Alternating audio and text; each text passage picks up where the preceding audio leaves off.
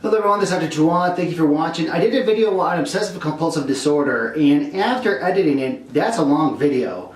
And I realized actually I could divide that into three smaller ones. So the first one, the link is down below. What is it? You're watching part 2, which is the brain mechanism, and I have a link down below is part 3, the treatment protocol.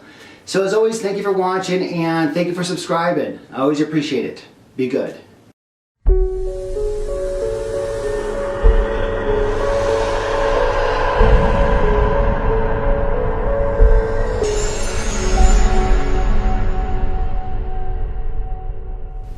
Okay, so this is my makeshift picture of the brain, and when it comes to information in the brain, a normal brain, everything is going to come in, so to speak, normally. The information is going to come in, it's going to be processed normally, and we're going to make a decision on the information. Okay, am I afraid of the Chihuahua dog? No, I'm not. Okay, is the world going to end tomorrow? No, it's not. Am I going to get gangrene or an infection because my hand is dirty? No, it's not. Okay, so it all kind of modulates, but with an OCD brain, it's kind of like the circuitry is just not firing correctly. Serotonin, vasopressin. So we have a structure called the limbic system. The limbic system, this is our emotional brain. This is our behavior and emotional responses. The limbic system is basically our survival mechanism. Okay, you have your emotions, you have your memory, you have your arousal. Now, arousal not meaning sexual. Arousal meaning you're awake. Okay, you're awake, you're aware. And the function again is it helps the body learn and remember information. Survival based. Am I going to put my hand on the fire and get burned? Am I going to die walking across the road? No, it's not. So when it comes to the function of the brain, I'm going to start from the front and work all the way backwards. So we have an area in the frontal area, the prefrontal cortex, called the orbitofrontal cortex. This is the first part of the brain. Now again, this is developed by the age of 25. So under the age of 25, typically, again, don't mark me on it, typically we make the decisions based on emotions and morals. This is why youngsters really don't make the best decisions, okay? But it's like they don't know any better, okay? So when it comes to a normal brain, it integrates sensory information, makes decisions, anticipates rewards and punishments. With the OCD brain, it's dysregulated. It detects an error where there isn't one. So it's sending the wrong signal, like a worry signal, a worry signal, a worry signal. Because the calm me down is when you're bringing the information in, is it friend or foe? The basal ganglia. The basal ganglia is involved with coordination, movement. I always say kind of like how the brain is on or it's off. So on a normal functioning brain, the compulsive thinking, the compulsive worrying, the compulsive judgment, the compulsive, hand washing, we have a flip switch, I always say, that's either on or it's off.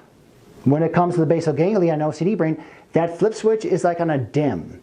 So what's going to happen with a normal brain? It controls movements, thinking, and judgment. Okay. With an OCD brain, it causes reflexive or repetitive behaviors. Because why? Because it's not turned on or off. It's like on a dim. So this is where the compulsive thinking comes in, the worrying, the actions, because, hey, chill out, chill. It doesn't work that way. Another part of the limbic system is called the cingulate gyrus. Now, again, the limbic system, this is our emotional. Normal brain adds the emotional responses to thoughts. Yay, okay, that's great. With the OCD brain, it adds emotions like disgust, guilt, to anxious thoughts. So this is the bad thinking, the constant worrying, the I'm never going to get better, the world's going to end tomorrow. The caudate nucleus, this is part of the basal ganglia which controls this involved in movement. Now in a normal brain, it processes and filters information and it removes unwanted thoughts. Okay, yeah, so we're going to go downtown where there's a lot of different people there. Nothing's going to happen, we're okay. OCD brain fails to filter the anxious thoughts. So you see these people like maybe in crowds, they get really, really worried. They don't like crowds. They get worried about crowds. Maybe they had an experience in battle, in war. These war heroes, thank you very much. Oftentimes they don't like crowds. Or if they hear, the 4th of July fireworks, they, again, it's PTSD. They start worrying. Why? Because again, it fails to filter the anxious thoughts. So when all these parts start to malfunction, inappropriate information is passed through the system, so then the person becomes overwhelmed by their thoughts and actions. Basically it's a limbic loop. The basal ganglia in the limbic system, which controls the thought patterns and the yes and no on and off, just is malfunctioning. So then how do you treat it naturally?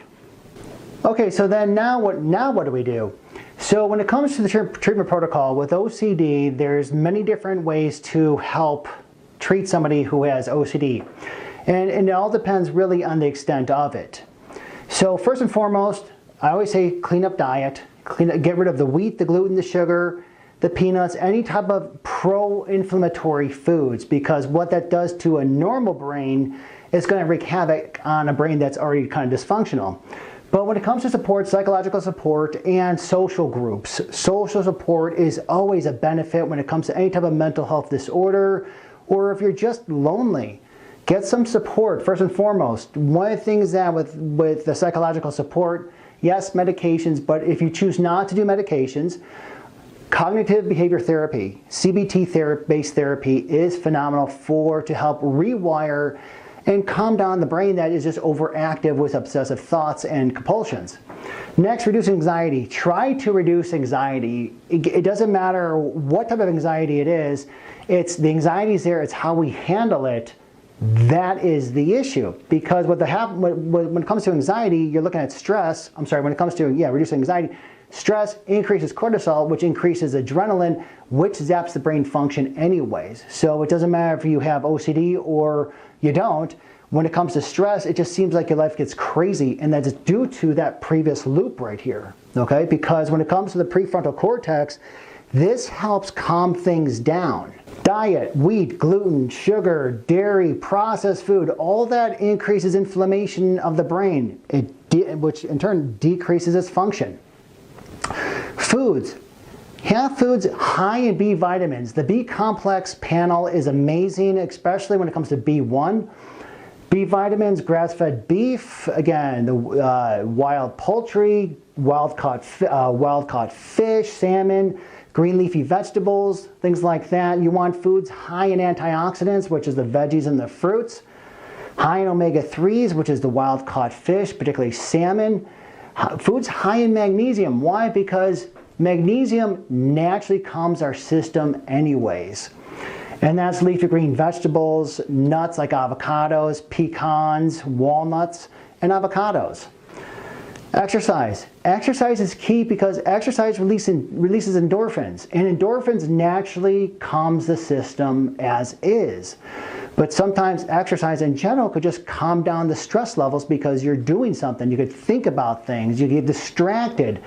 Now when it comes to exercise, you can also do like Tai Chi, meditation, more of the slow moving exercises, yoga, hot yoga, because it also too, they'll help calm down the system, re-regulate it, rewire it. In addition to sleep. Sleep deprivation, what that does, it increases that anticipation anxiety. When you're deprived of sleep, you're going to naturally have higher cortisol. Because even though you make the cortisol, you're not really utilizing it. Okay? So what happens is that now you have all this free-floating cortisol, and what's going to go on, it's going to amp up the brain. Hello everyone, this is Dr. Jawad. Hey, over the last couple of years, my YouTube channel has grown tremendously, and I can only appreciate it, the viewers who subscribe. Now, if you're watching this on YouTube, please hit the subscribe button to get the first up-to-date videos, or you could always Google my name, Dr. Jawad, and you could go to my JDoc Real Minute page. Again, if you hit the subscribe button, you'll get the most up-to-date videos. And thanks everybody who's watching. I greatly appreciate it. Thank you.